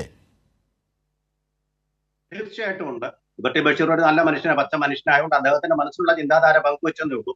പക്ഷെ അതിന്റെ അടിസ്ഥാനത്തിലല്ല ഈ കേസ് മുന്നോട്ട് പോവുക. അതിജീവിതയ്ക്ക് നീതി കിട്ടുകയും ചെയ്യുന്നു. കാലതാമസം ഒരു തടസ്സമായിക്കൂടെന്ന് കോടതികൾ തന്നെ നേരത്തെ വിധിച്ചിട്ടുള്ളതാണ്. നമ്മുടെ ഈ ശിക്ഷാ നിയമത്തിന്റെ അന്തഃസത്തയും അത് തന്നെ. കാലതാമസം കൊണ്ട് ഒരു കുറ്റമല്ലാതാകുന്നു. മേയർ ഓഫ് കാസ്ട്രഡ് ബ്രിഡ്ജിന്റെ അത് വായിച്ചാൽ അറിയാം, കുറ്റം എത്ര കാലം കഴിഞ്ഞാണ് വേട്ടയാടിയത്. പെൺകുട്ടികളുടെ അതിജീവിതകളുടെ കാര്യത്തിൽ മാത്രമല്ല, കുറ്റം എപ്പോഴും അവിടെ തന്നെ നിലനിൽക്കും, അത് ഇല്ലാതാവുന്നതല്ല. ശിക്ഷ കൊണ്ടേ അത് ഇല്ലാതാവുന്നു. അതാണ് കുറ്റവും ശിക്ഷയും എന്ന് പറയുന്നത്. അപ്പൊ അതിന്റെ അടിസ്ഥാന പ്രമാണം അതാണ്. അദ്ദേഹത്തിന്റെ സൗഹൃദം കൊണ്ടോ നല്ല മനസ്സുകൊണ്ടോ ഒക്കെ അദ്ദേഹം പറയുന്നതാണ് സുഹൃത്തിന് ഇങ്ങനെ സംഭവിക്കരുതെന്നുണ്ട്. പക്ഷെ ആ കാര്യമല്ല, ആ സൗഹൃദമല്ല ഇവിടെ വേണ്ടത് നീതിയാണ്. ഈ പെൺകുട്ടി എന്തുകൊണ്ട് നേരത്തെ പരാതി കൊടുത്തില്ല? അത് പറഞ്ഞു കഴിഞ്ഞു. നേരത്തെ അജിംഷാദ് തന്നെ പറഞ്ഞു കഴിഞ്ഞു. ഈ കുട്ടിക്ക് പേടിയായിരുന്നു സിനിമയിൽ ഒരു ചാൻസ് പോലും കിട്ടില്ല എന്നുള്ളത്. കാരണം സിനിമയിൽ ഒരു ചാൻസ് കിട്ടി ജീവിക്കാനുള്ള കുട്ടി എനിക്കറിയില്ല, അതിജീവിത ആരാണെന്ന് പേരും എനിക്കറിയില്ല. ആ കുട്ടിക്ക് അതുകൊണ്ടായിരിക്കും ജീവിതം മുന്നോട്ട് കൊണ്ടുപോകാൻ പറ്റിയത്. അപ്പൊ ആ ചാൻസുകൾ നഷ്ടപ്പെട്ടു കഴിഞ്ഞാൽ അത് പിന്നെ ആത്മഹത്യ. അത് മാത്രമല്ല, ഭീഷണിപ്പെടുത്തി കുന്നുകളെയും അങ്ങനെയുള്ള ഭീഷണിപ്പെടുത്തലുണ്ട്. കാരണം ബലാത്സംഗവും ഭീഷണിപ്പെടുത്തലും രണ്ട് വകുപ്പുകളാണ് ഇതിനകത്തുള്ളത്. ഒറ്റയാളും ഇത് അറിയാൻ പോകുന്നില്ല. നീ പരാതി കൊടുത്തു കഴിഞ്ഞാൽ ഒറ്റയാളും ഇത് അറിയാൻ പോകുന്നില്ല. എനിക്ക് നല്ല സ്വാധീനമുണ്ട്. ആ സ്വാധീനം അദ്ദേഹം ഇപ്പൊ കാണിച്ചു. ആരാ പേടിക്കാതെ പരാതി പറയുന്നത്? ഇക്കാര്യത്തിൽ പേടിച്ചു പോവാനും ഇത് കേട്ട് കഴിഞ്ഞാൽ. അത് തന്നെയല്ല, അദ്ദേഹത്തിനെ പറ്റി പറഞ്ഞിരിക്കുന്ന പരാതി പ്രകൃതി വിരുദ്ധമായുള്ള രീതിയിൽ അത് വളരെ ക്രൂരമായിട്ട്, ഈ കുറ്റകൃത്യത്തിന് ശേഷവും ക്രൂരമായിട്ട് തമാശ പറഞ്ഞ ആ കുട്ടിയെ പീഡിപ്പിച്ചു, തകർന്നുപോയി എന്നൊക്കെയാണ് പറഞ്ഞിരിക്കുന്നത്. അങ്ങനെയൊക്കെയാണ് ആ കുട്ടി പറഞ്ഞിരിക്കുന്നത്. ഇതിന് സപ്പോർട്ടിങ് ഇപ്പൊ കിട്ടിയത്, ഇപ്പൊ ധൈര്യം വന്നത് ഹേമ കമ്മിറ്റിയുടെ റിപ്പോർട്ട് വെളിയിൽ വന്നതുകൊണ്ടാണ്. അതാണ് അതിനുള്ള ഒരു സപ്പോർട്ടിങ് സിസ്റ്റമായിട്ട് വർദ്ധിച്ചത്. ഇത് പറയാതിരിക്കുന്ന എത്രയോ അതിജീവിതമാർ കാണും. ഇതതിന് ധൈര്യം കാണിച്ചപ്പോൾ അതിനെ അഭിനന്ദിക്കുന്നതിന് പകരം എന്താണ് ഇപ്പൊ കൊടുത്തത് എന്നൊക്കെ പറഞ്ഞ കേരള ഗവൺമെന്റ് പറഞ്ഞ അങ്ങനല്ലേ, നിങ്ങൾ പരാതി കൊടുക്കും, നടപടി ഉണ്ടാവും. പരാതി കഴിഞ്ഞപ്പോൾ അതിനെ കളിയാക്കുക.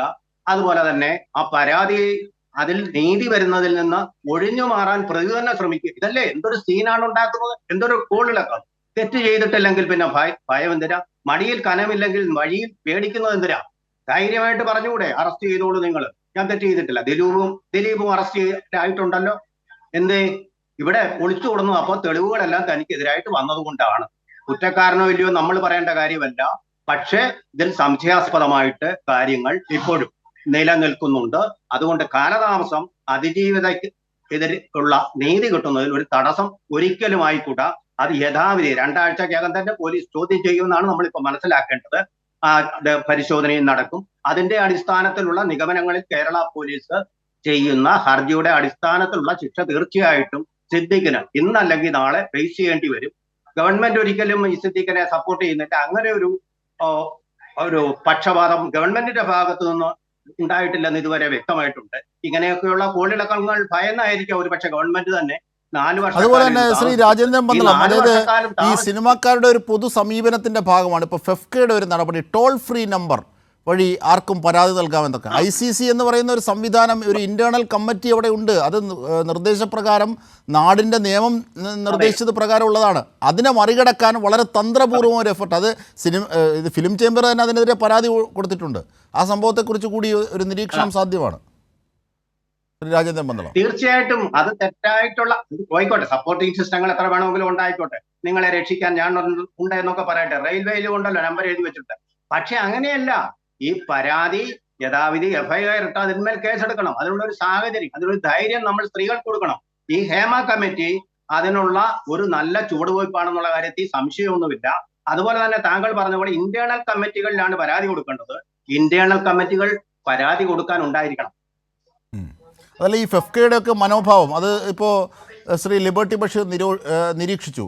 കാരണം ഇതൊക്കെ തങ്ങളാണ് ഇതിൻ്റെയൊക്കെ അപ്രമാദിത്വം എന്നത്. അത് ഈ താരാധിപത്യവും അല്ലെങ്കിൽ സിനിമയിൽ ഇപ്പോൾ നിലനിൽക്കുന്ന പല വിധത്തിലുമുള്ള പുറത്തു കേൾക്കുന്ന ജീർണതകളുടെയും ഒരു മറ്റൊരു ഭാവമായി കാണേണ്ടതുണ്ട്. ഉണ്ടോ?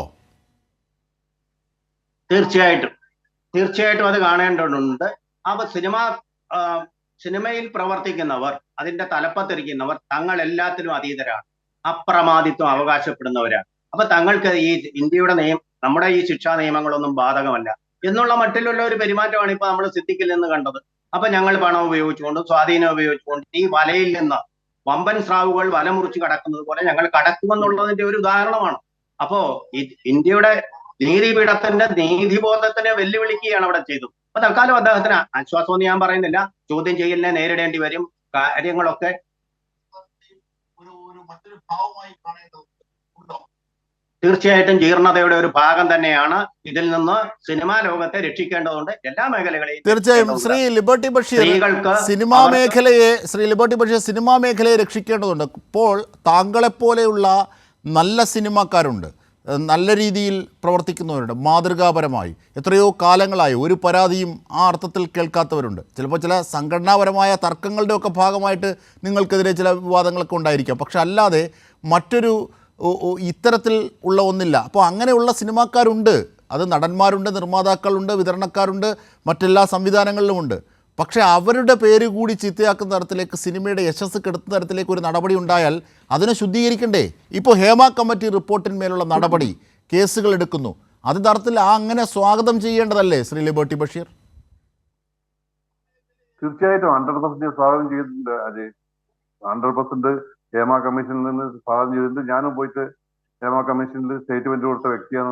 ദിവസം പോയിട്ട് അവിടെ എന്റെ സ്റ്റേറ്റ്മെന്റ് എടുത്ത വ്യക്തിയാണ്. അപ്പൊ അതിൽ 100% സപ്പോർട്ട് ചെയ്യുന്നു. ഒരു കാര്യം നിങ്ങൾ മനസ്സിലാക്കണം, ഇപ്പൊ അവര് ഫെഫ്കയിൽ നമ്പർ കൊടുക്കുന്നത്, ഇന്നിപ്പോ 27ഓളം കേസ് രജിസ്റ്റർ ചെയ്ത് 27ഓളം കേസ് അന്വേഷിക്കുന്ന കൂട്ടത്തിൽ ഏറ്റവും കൂടുതൽ കേസ് അന്വേഷിക്കുന്നത് ഫെഫ്കയിലെ മെമ്പർമാരാണ്.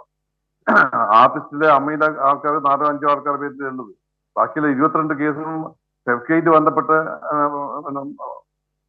ഫെഫ്കയിലെ മെമ്പർമാരായിട്ടാണ് ഇപ്പൊ കോട്ടയത്തിലും കേസ് രജിസ്റ്റർ ചെയ്തിട്ട് ഫെഫ്ക മെമ്പർമാരാണ്. അപ്പം എപ്പം ഈ ഫെഫ്ക രൂപീകരിച്ചു അന്ന് മുതലാണ് ഈ സംഭവ വികാസങ്ങളിലും തുടങ്ങിയത്. 15 വർഷം മുമ്പേന്നും നിങ്ങൾ പറഞ്ഞ അതേമാതിരി തന്നെ നല്ല നല്ല പ്രൊഡ്യൂസേഴ്സ് ഉണ്ട്, നല്ല ഡയറക്ടേഴ്സ് ഉണ്ട്. ഇതേമാതിരി ആരോപണം ഉണ്ടായിട്ടില്ല, ഒന്നും ഉണ്ടായിട്ടില്ല കഴിഞ്ഞ കുറെ വർഷക്കാലം. ഈ ഫെഫ്ക രൂപീകരിച്ച് അതോടൊപ്പം ദിലീപ് രംഗത്ത് വന്ന് അതിനുശേഷമാണ് ഈ പ്രശ്നങ്ങളെല്ലാം കഴിഞ്ഞ 20 വർഷമായി തുടങ്ങിയത്. 15 വർഷമായിട്ടുണ്ടാവും ഇങ്ങനത്തെ ഈ ഫെഫ്ക രൂപീകരിച്ചുകൊണ്ടാണ് എന്ന് താങ്കൾ പറയുന്നത് എങ്ങനെയാണ്? ഈ ഫെഫ്ക രൂപീകരിച്ചതിന് ശേഷം പറഞ്ഞത്, ഫെഫ്ക രൂപീകരിച്ച ശേഷം, ഫെഫ്ക രൂപീകരിച്ച ശേഷം. അതിനു മുമ്പേ ഈ വിനയന്റെ കെയർഓഫിലെ മാർക്കറ്റ് ഉണ്ടായിരുന്നു. മാർക്കറ്റ് മെമ്പർമാർക്ക് നല്ല കൺട്രോൾ ഉണ്ട്, ഭയമുണ്ട്. ഇന്നിപ്പം അവർക്ക് എന്തും ചെയ്താൽ അവരെ രക്ഷപ്പെടുത്തുന്നല്ല, ഫെഫ്കയിലെ സെക്രട്ടറിമാരും പ്രസിഡന്റുമാരും രക്ഷപ്പെടുത്തുന്നതിന്റെ ഒരു ബോധം അവർക്കുള്ളിലുണ്ടെന്ന് ഇത് ഇപ്പൊ ഈ കാണിക്കാൻ, ഇങ്ങനെ വൃത്തിയോട് കാണിക്കാൻ വേണ്ടി അവർ തയ്യാറാകുന്നത്. അതേ ഈ അവസ്ഥ തന്നെ അമ്മയിലുണ്ടായത്. 15 വർഷം മുമ്പേ ഇന്നസെന്റ് എത്ര പ്രസിഡന്റ് ആയിരുന്ന സമയത്താണ് ഈ പ്രശ്നങ്ങളിൽ ഉണ്ടായത്. ഇപ്പം മോഹൻലാൽ വന്ന ശേഷം അവർ അച്ചടക്ക ബോധം അമ്മയിലുണ്ട്. മോഹൻലാൽ വന്ന ശേഷം ഒരു ഇഷ്യൂ ഉണ്ടായിട്ടല്ലോ. കഴിഞ്ഞ 4 വർഷം 5 വർഷമായിട്ട് എന്തെങ്കിലും ഇഷ്യൂ ഉണ്ടായിട്ടുണ്ട് അമ്മയില്? ഈ 5 വർഷം, ഇതെല്ലാം 10 വർഷത്തിന് മുമ്പുള്ള കഥകളാണ് നമ്മളിപ്പോ ചർച്ച ചെയ്തത്. അന്ന് തലപ്പത്തിരിക്കുന്ന കൂട്ട് എല്ലാ നെറുകേടിനും കൂട്ട് വെക്കും. അത് ഫെഫ്കയും ശരി, അമ്മയും ശരി, എല്ലാം നിൽക്കുന്നുണ്ടെന്ന് നമ്മളിപ്പോ ഇന്നിപ്പോ ചർച്ച ചെയ്യേണ്ട ഗതികേടിലേക്ക് എത്തും. അല്ലെങ്കിൽ അന്ന് തന്നെ ആ കുട്ടിക്ക് പോട്ടെ കംപ്ലൈന്റ് ചെയ്യാലോ, അമ്മയിൽ കംപ്ലൈന്റ് ചെയ്യാലോ, ഫെഫ്കയിൽ കംപ്ലൈന്റ് ചെയ്യാലോ, ചേംബറിൽ കംപ്ലൈന്റ് ചെയ്യാലോ, ഇതെല്ലാം വോയിസെല്ലാം പിന്നല്ലേ. പക്ഷെ അങ്ങനെയൊന്നും കംപ്ലൈന്റ് ചെയ്താൽ നടക്കുന്ന ഒരു അന്തരീക്ഷം ആയിരുന്നില്ല. ഹേമ കമ്മിറ്റി രൂപീകരിക്കുന്നതിലേക്ക് കാര്യങ്ങൾ എത്തിയത് അങ്ങനെയല്ലേ? കൊച്ചിയിൽ നടിയെ പീഡിപ്പിക്കുന്നു, അതിനുശേഷം നടന്ന സംഭവവികാസങ്ങൾ ഒക്കെ അതിന്റെ പശ്ചാത്തലത്തിലൊക്കെ അല്ലേ ഈ ഹേമ കമ്മിറ്റിയിലേക്കൊക്കെ സർക്കാർ നീങ്ങേണ്ടി വരുന്നത്? തീർച്ചയായിട്ടും അതെ അതെ. അതിനെ ഞാൻ പറഞ്ഞത് ഈ 15 വർഷത്തിന് ശേഷമുള്ള സംഭവങ്ങൾ, അതൊന്ന് ബിഫോർ 15 വർഷം ഇങ്ങനത്തെ സംഭവം ഉണ്ടായിരുന്നു. നിങ്ങൾ നേരത്തെ പറഞ്ഞ മാതിരി എത്ര നല്ല നല്ല പ്രൊഡ്യൂസേഴ്സ് ഉണ്ട്, എത്ര നല്ല ബാനർ ഉണ്ട്, എത്ര നല്ല നല്ല ഡയറക്ടേഴ്സ് ഉണ്ട്. ആ ഡയറക്ടർമാരുടെ കീഴിൽ നിന്നും ഒരു വൃത്തികളും നടക്കാറില്ല. ജോഷി ഉണ്ടാവും, പ്രിയദർശൻ ഉണ്ടാവും, സത്യനന്ദിക്കാരുണ്ട്, മരണപ്പെട്ട ശശി, ഐ വി ശശി, ഇവരൊന്നും സെറ്റിൽ ഒരു വൃത്തികൾ നടക്കാറില്ല. ഇന്ന് നടക്കുന്ന എല്ലാം ചെറിയ പിള്ളേർ ഡയറക്ടേഴ്സാണ്, പിള്ളേർ എഴുത്തുകാരാണ്, പുതിയ പ്രൊഡക്ഷൻ മാനേജർമാർ. ഒരു കൺട്രോൾ ഇല്ല മലയാള സിനിമക്ക്. ഇപ്പൊ നമ്മൾ സിനിമ എടുത്താലും നമ്മുടെ കയ്യിൽ കിടക്കില്ല സിനിമ. ഇന്നുള്ള പുതിയ പ്രൊഡ്യൂസർമാർക്ക് കൺട്രോൾ എടുത്തില്ല, പഴയ പ്രൊഡ്യൂസർമാർ പഴയ എടുക്കാനും പോയില്ല. കാരണം സിനിമയുടെ കൺട്രോൾ കയ്യിൽ നിന്ന് വിട്ടുപോയി.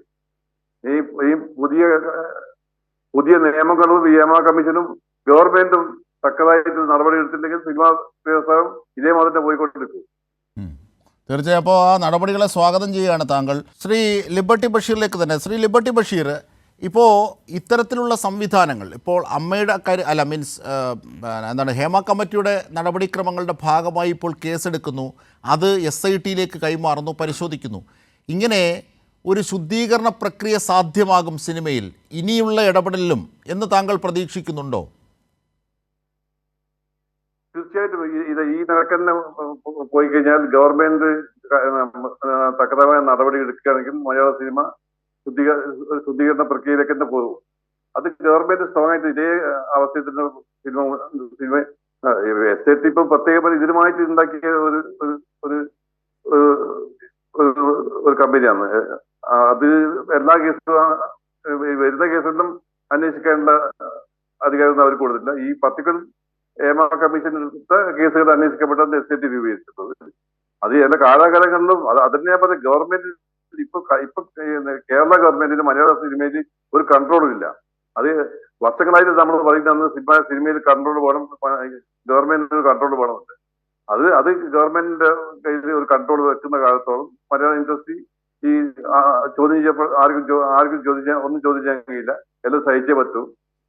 അപ്പൊ എന്തെങ്കിലും ഇതേമാതിരി ഗവൺമെന്റ് തക്കതായ നടപടി എടുക്കണം. ഗവൺമെന്റ് സ്ട്രോങ് ആയിട്ട് നിന്നാൽ ഇൻഡസ്ട്രി സ്ട്രോങ് ആവും.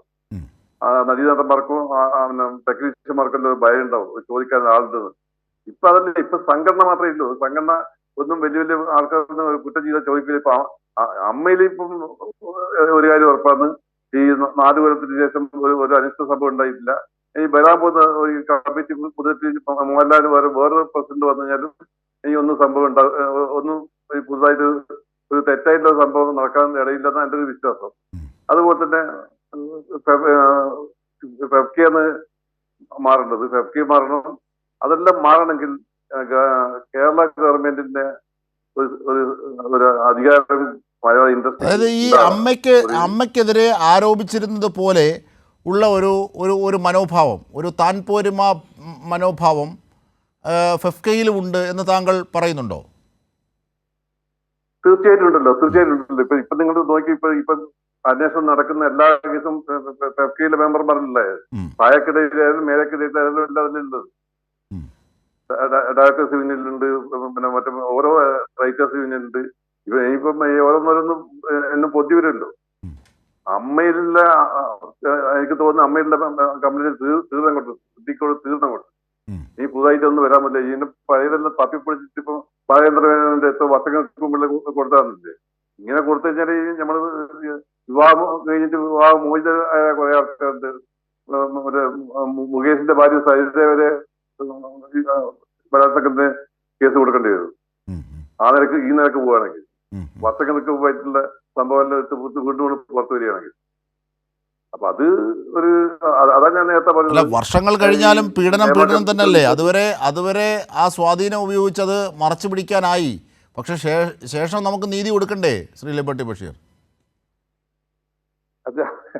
ഞാൻ ചോദിക്കുന്നത്, ഞാൻ കല്യാണം കഴിച്ചിട്ട് വിവാഹം നടത്തിക്കഴിഞ്ഞിട്ട് ഞാൻ അന്ന് അല്ല, അതുപോലല്ലോ ഇത്. സിനിമയെ സംബന്ധിച്ച് ഒരു വിഭ്രമം കാണിച്ച് ചൂഷണം ചെയ്യുക, അതിനുശേഷം ഭീഷണിപ്പെടുത്തുക. കാരണം ബലാത്സംഗവും ഭീഷണിപ്പെടുത്തലുമാണ് സിദ്ദിഖിനെതിരായ വകുപ്പുകൾ. ഒരു കാര്യത്തെ പറ്റി ഞാൻ ഓർക്കുറിയ, സിദ്ദിഖിനെ ഞാൻ വർഷങ്ങളായിട്ട് കാണുന്ന സിദ്ദിഖാണ്. അന്ന് ഞാൻ അവിടെ മറ്റേ തിരുവനന്തപുരത്ത് നടന്ന മാസ്കറ്റിലോട്ട് നടന്ന സംഭവത്തിൽ ഒരിക്കലും ഞാൻ അതിജീവിതന്റെ കൂടെ എന്റെ ഏറ്റവും അടുത്ത ഫ്രണ്ട് ദിലീപിനെതിരായിട്ട് വർഷങ്ങളോളം വാദിച്ചിരുന്ന വ്യക്തിയാണ്. ഈ ഒരു കാര്യത്തിൽ ഞാൻ പരിപൂർണമായിട്ട് ഞാൻ സിദ്ദിഖിനോട് നിൽക്കുന്നത്. സിദ്ദിഖിൻ എന്റെ ഫ്രണ്ടാണെങ്കിലും തെറ്റ് ചെയ്തെങ്കിൽ ഞാൻ സിദ്ദിഖിനെ എതിർക്കും. പക്ഷെ അന്ന് മസ്കറ്റിലോട്ട് നടന്നത് ഒരിക്കലും ബലാത്സംഗം വരുന്ന അതിന്റെ 100% എനിക്ക് സിദ്ദീഖിന് ഇത്ര വർഷത്തെ പരിചയമുള്ളതുകൊണ്ട് ഞാൻ പറയുന്നത് ഒരിക്കലും ഒരു ബലാത്കാരം ചെയ്യില്ല. ഒന്നിക്കൽ എന്തെങ്കിലും സംഭവിച്ചിട്ടെങ്കിൽ അവരുടെ സമ്മത്തോടെ നടന്നിട്ടുണ്ടാവും, അല്ലെങ്കിൽ ഒന്നും നടന്നിട്ടുണ്ടാവില്ല. ചാൻസ് കിട്ടാത്തതുകൊണ്ട് ഒരു തിരിച്ചടി കൊടുത്തിട്ടുണ്ടാവും, രണ്ടു നടന്നിട്ടുണ്ടാവും. തീർച്ചയായും ശ്രീ രാജേന്ദ്ര ബന്ധളം അത് ഒരു സുഹൃത്തിനോടുള്ള അദ്ദേഹത്തിൻ്റെ വിശ്വാസം മാത്രമാണ്. പക്ഷേ അതിനപ്പുറത്തെ നിയമവും നീതിയും നൽകുന്ന തെളിവുകളാണ് ആധാരം. അത് കോടതി പരിശോധിക്കട്ടെ. ഇപ്പോൾ ഈ ജാമ്യാപേക്ഷയും അതിൻ്റെ നടപടിക്രമങ്ങളിലേക്കുമല്ലേ എത്തിയിട്ടുള്ളൂ. ഈ ഹേമ കമ്മിറ്റി റിപ്പോർട്ട് കൂടി ഇപ്പോൾ ഇതിൻ്റെ പശ്ചാത്തലത്തിലേക്ക് വരുന്നു. കോട്ടയത്തും കൊല്ലത്തും നാം കേസെടുത്തെന്ന് പറയുന്നല്ലോ. അത് തുടർന്നാൽ കൂടുതൽ ശക്തിയോടുകൂടിയുള്ള നടപടികൾ നമുക്ക് കാണേണ്ടി വരും, കൂടുതൽ പേർ അതിലേക്ക് ഉൾപ്പെടും എന്നൊക്കെയുള്ള പറച്ചിലുകളുണ്ട്. അങ്ങനെയുള്ള പറച്ചിലുകൾക്കപ്പുറത്തേക്ക് സിനിമ എന്നത് കൂടുതൽ നല്ല രീതിയിൽ ശക്തിപ്പെടും എന്നൊരു ശുഭപ്രതീക്ഷയിലാണ് ഇതിനെ കാണേണ്ടത്, സമീപിക്കേണ്ടത്. കാരണം ഇതൊരു വ്യവസായമാണ്, ഇതൊരു കലയാണ്, ഇത് നിലനിൽക്കണം. ഇപ്പോൾ ഞാൻ പറഞ്ഞതുപോലെ ഈ ലിബർട്ടി ബഷീർ അടക്കമുള്ള എത്രയോ നിർമ്മാതാക്കന്മാരുണ്ട്, എത്രയോ വിതരണക്കാരുണ്ട്, എത്രയോ നടന്മാരുണ്ട്, നല്ല രീതിയിൽ സംവിധായകരുണ്ട്, നല്ല രീതിയിൽ പോയിരുന്നത്. അല്ലെങ്കിൽ ഇപ്പോൾ ലിബർട്ടി ബഷീർ പറഞ്ഞു ന്യൂ ജനറേഷൻ വന്നതിന് ശേഷം, പക്ഷേ അത് എനിക്ക് സ്വീകാര്യമല്ല. പക്ഷേ എങ്കിൽ പോലും ഇങ്ങനെയുള്ള പരാതികളും ഇങ്ങനെയുള്ള പരിഭവങ്ങളും ഇങ്ങനെയുള്ള ക്രൈമും ഒന്നുമില്ലാത്ത, ഒഫൻസ് ഒന്നുമില്ലാത്തൊരു സിനിമയിലേക്ക് നമുക്ക് എത്തിക്കാനാകും ഇതിനെ. ഇത് മറ്റ് സിനിമാ മേഖലകൾക്ക് കൂടി മാതൃകയാണ് സർക്കാരിൻ്റെ ഈ നടപടി. അതാണ് കാണുന്നത്. കാരണം മറ്റ് തമിഴ്നാട് അടക്കമുള്ള സിനിമകൾ ഈ മാതൃക പിന്തുടരുന്നു ഇപ്പോൾ. രാജേന്ദ്രൻ ബന്ധളം. അതെ, വളരെ ശരിയായ നല്ല ഒരു സജഷനാണത്. ഞാൻ ഒരു കാര്യം കൂടി ഓർമ്മിപ്പിച്ച് കൊള്ളട്ടെ.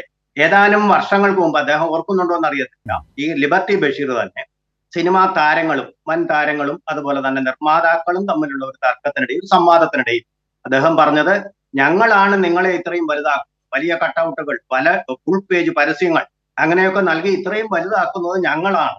അപ്പൊ അത് നിങ്ങൾ ഞങ്ങളോട് സഹകരിക്കണമെന്നുള്ള മട്ടിലൊരു നിർദ്ദേശമായിരുന്നു അത് എന്ന് പറഞ്ഞതുപോലെ ഈ വാണിജ്യ ആവശ്യത്തിന് വേണ്ടി, ശരിയാണ്, ഒരു ബിസിനസ്സാണ്, ആ ബിസിനസിന്റെ താല്പര്യത്തിന് വേണ്ടി ഇങ്ങനെ വലിയ കട്ടൗട്ടുകൾ ഉണ്ടാക്കിക്കൊണ്ട് ഒരു കൾട്ട് ഉണ്ടാക്കുകയാണ് താരങ്ങളുടെ പേര്. ആ കൾട്ട് ഒരു പക്ഷേ അവരെ നിയമത്തോട് ഭയമില്ലാത്തവരാക്കുന്നുണ്ടോ? അതുകൊണ്ടാണ് അമ്മയിൽ നിന്ന് തന്നെ, ആ സംഘടനയിൽ തന്നെ കൂടുതൽ പ്രതികൾ ഉണ്ടാവാൻ കാരണം. എത്ര പ്രതികളാണ് ഇപ്പൊ വന്നിരിക്കുന്നത്? അവരുടെ ഒന്നും പേര് ഞാൻ പറഞ്ഞ് ആക്ഷേപിക്കുന്നില്ല. എത്ര പ്രതികളുടെ പേരുകൾ ഇപ്പൊ പെൺകുട്ടികൾ ചൂണ്ടിക്കാണിച്ചിരിക്കുന്നു. അപ്പൊ നമുക്ക് വേണ്ടത് പെൺകുട്ടികൾക്ക് ഏതു പാതിരാത്രിയിലും തെരുവിലിറങ്ങി നടക്കാൻ ഉള്ളതുപോലെ ഒരു അന്തരീക്ഷം സിനിമയിലും വേണം. അതായത് ഭയം കൂടാതെ സിനിമയിൽ അഭിനയിക്കാനുള്ള. പക്ഷേ അവിടെ ഒരു കാര്യം കൂടി ശ്രദ്ധിക്കണമെന്ന് ശ്രീ ലിബർട്ടി ബഷീർ പറയുന്നു. ഇതിന്റെ പേരിൽ നടക്കുന്ന ദുരുപയോഗം, ഭീഷണിപ്പെടുത്തലുകൾ അതുണ്ടാകരുത് എന്ന്. പക്ഷേ ആ ഉറപ്പും കൂടി സമൂഹം എന്ന നിലയിൽ നമ്മൾ നൽകേണ്ടതുണ്ട്. കാരണം നിരപരാധി ആരായാലും ശിക്ഷിക്കപ്പെടരുതല്ലോ. തീർച്ചയായിട്ടും അത് ഉറപ്പുവരുത്തണം. അതിനോടൊപ്പം മയക്കുമരുന്ന്, മദ്യം ഇവ ഉപയോഗിച്ചുകൊണ്ട് പ്രൊഫഷനിൽ ഏർപ്പെടുത്തുന്നത് അതും നിരോധിക്കേണ്ടതുണ്ട്. അതാണ് എനിക്ക് ഒരു പക്ഷേ ഇങ്ങനെയുള്ള കാര്യങ്ങളിലേക്ക് അവരെ നയിക്കുന്നത്, പെൺകുട്ടികളുടെ ജീവന് സുരക്ഷാ ഭീഷണി ഉണ്ടാക്കുന്നത്, അവരുടെ ജീവിതത്തിന് തന്നെ സുരക്ഷാ ഭീഷണി ഉണ്ടാക്കുന്നത്. ഈ കാര്യങ്ങളൊക്കെ ശ്രദ്ധിക്കേണ്ടത് ശ്രീ ലിബർട്ടി ബഷീറിന്റെ കൂടി ഉത്തരവാദിത്തമാണ്. കാരണം ഇൻഡസ്ട്രി നിലനിൽക്കണമെങ്കിൽ അതിന്റെ പശ്ചാത്തലം ഭംഗിയുള്ളതായിരിക്കണം. അദ്ദേഹത്തിന് അറിയാത്ത കാര്യമല്ല, സംശുദ്ധമായിരിക്കണം സിനിമാ നടന്മാരുടെ. മറ്റൊരു സ്വകാര്യമായിട്ട് എന്തെങ്കിലും ആയിക്കോട്ടെ, പക്ഷേ ഈ ഫീൽഡിലെ പ്രവർത്തികൾ, ഫീൽഡുമായിട്ട് ബന്ധപ്പെട്ട പ്രവർത്തികൾ, അതില് ഒരു കളങ്കം ചാർത്താൻ ഒരാളെയും അനുവദിക്കാൻ പാടില്ല. അതിനൊക്കെ കർക്കശമായിട്ടുള്ള ഒരു ഈടുവയ്പാണ് ഈ ഹേമ കമ്മിറ്റി റിപ്പോർട്ട്. ഇതിലെടുക്കുന്ന SIT എടുക്കുന്ന നടപടികൾ അതിൽ ശരിയായ ദിശയിലുള്ള ചുവടുവയ്പാണ്. അത് നമ്മൾ അംഗീകരിക്കുകയാണ് വേണ്ടത്. അല്ലാതെ ഹേമ കമ്മിറ്റിയെ ഇങ്ങനെ വിമർശിക്കുന്നത് അത് നമ്മൾ സ്വയം മലർന്നു കിടന്ന് തുപ്പുന്നത് പോലെയാണ്. നമ്മുടെ പെൺകുട്ടികളോട്, നമ്മുടെ പെങ്ങന്മാരോട് ചെയ്യുന്ന അപരാധമായിരിക്കും അതെന്നുള്ളതിന് ഒരു സംശയവും വേണ്ട. ഇപ്പൊ തന്നെ സിദ്ദീഖിന് ജാമ്യം കിട്ടിയപ്പോൾ അവിടെ ലഡ്ഡു വിതരണം നടന്നു എന്ന് പറഞ്ഞു. ഏറ്റവും തെറ്റായിട്ടുള്ള കാര്യം.